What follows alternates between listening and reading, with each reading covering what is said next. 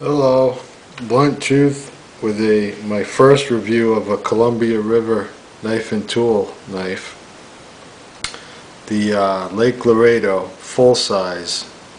There is another Lake Laredo, and the only way you can tell the difference is reading the specs. This one is a 3¼ inch blade, and the other one is a ½ inch shorter at 2 3/4.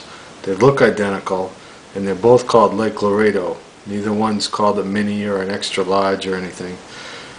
One difference is the model number on this is 7265, 7266 for partially serrated, and the other one is, the smaller one is a different model number. I don't remember what it is.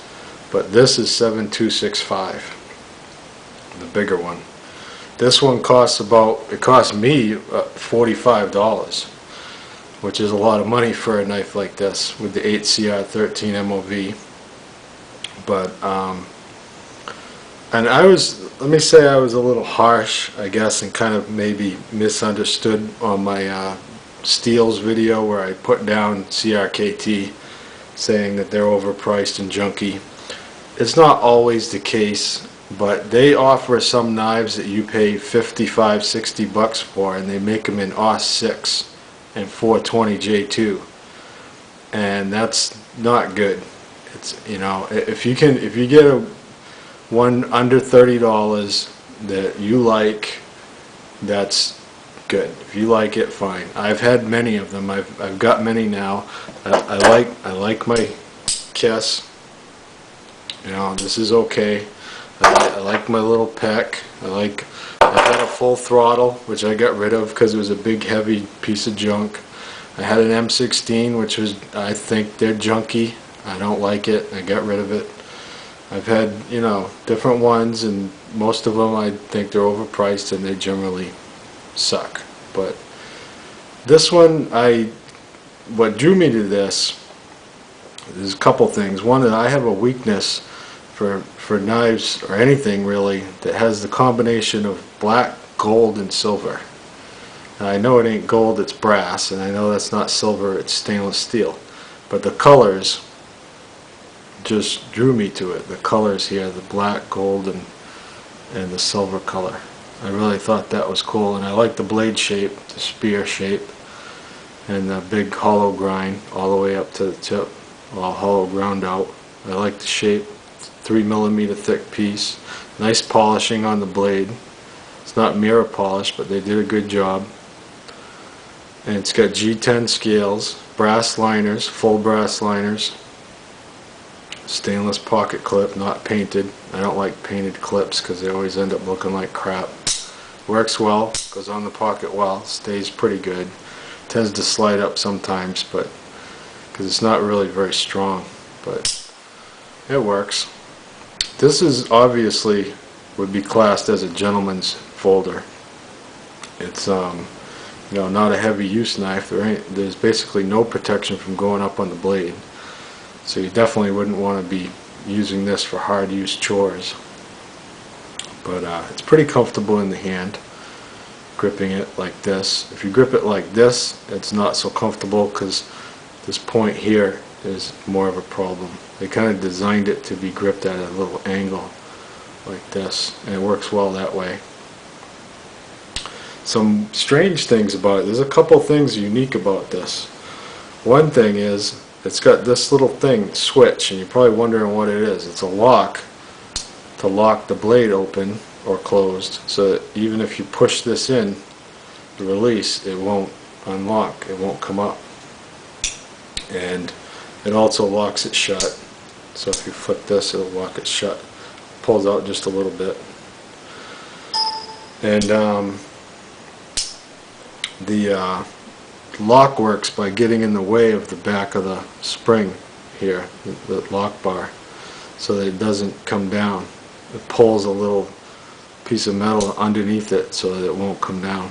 That's how it works. But another weird thing about it, in most lockbacks, there's a spring bar that comes up like this under the back of the lock bar to keep it up, to give it the spring tension so it works. They did this with liners in open construction type liner, so there's no spring bar in there. So to work around that, it's not open construction, but it's got the two liners instead of, you know, a closed construction where they can have the spring bar in here. So what they did instead was, I've never seen this on lockback, there's a coil spring up inside there. They cut the liners in grooves right here. They kind of grooved them out and put a coil spring, you know, going this way, coiled like this, right in here. So it pushes tension up on the back of the lock right here to keep the tension. That's kind of unusual there, doing it that way. It seems to work. Might be a problem if you got a bunch of crap in there trying to clean it out of the spring, but I haven't, you know, I haven't really used this enough to have that problem. Now the pivot screw is adjustable, but it's not a standard screw. They got their own little thing, kind of like Strider likes to do. They have their own little deal where you need a tool. They give you this little tool to go into the holes and adjust it. It works. As long as you don't lose your little tool, you're all set. It's adjustable. You can take it all apart, clean it up if you want. I wouldn't do that because of that little spring setup. I will if I have to, but I wouldn't want to because it's probably a pain. In my experience, knives with springs and things are a pain in the ass to put back together.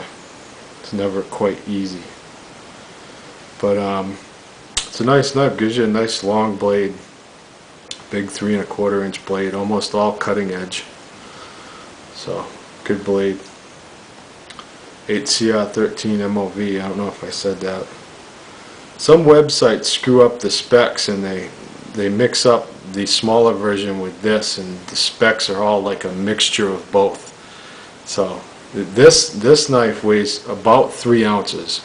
The other ones I think about 2.5, and you know, you got to be careful checking the specs on websites. Like I said, if you want one, go buy the model number 7265. The other one's got a 2 3/4 inch blade. They look exactly identical, so you can't tell by a picture at all. They're identical looking. Just the other one's a little smaller. So I'm going to do a cut test with it, and we'll see how she cuts the CRKT 8CR13 MOV. See how their heat treating works. And I do like CRKT, some of their models. Most of their models are kind of gimmicky, and I wouldn't buy any of their knives over $40. I think those are, the steel isn't good enough and construction isn't good enough to spend that much money on a CRKT. If you want a cheap knife, a neat little knife, you know, that's fine. This was over $40. If you don't have a lot of money to spend on knives, I wouldn't buy this. But if you do, it's a nice solid knife. I like it, the look of it. Like I said, it's a solid constructed knife. It feels solid in your hand. It does have some play, and if I tighten this down, it'll get too tight to actually use the you know, to swing out easy. It's stiff enough as it is with the play, but it has play left and right. See if you can see that. See it wiggling? I'm trying to hold the taut and the handle still. And up and down, vertical play. Hear it? So, quite a bit of play there, and you can't get rid of it. You tighten this down and it's too tight to open and close good. So, you know, that's CRKT. I find their quality is subpar in the industry, and some of their knives are overpriced for the quality you get. But if you like it, if you like their design, some of their weird designs that they have, go for it, you know, you got the money. But if you want a real quality knife and you don't have a lot of money to buy a lot of knives, you might want to look elsewhere. So that's it. Watch part 2. We're going to cut with it, see what it does. Thank you.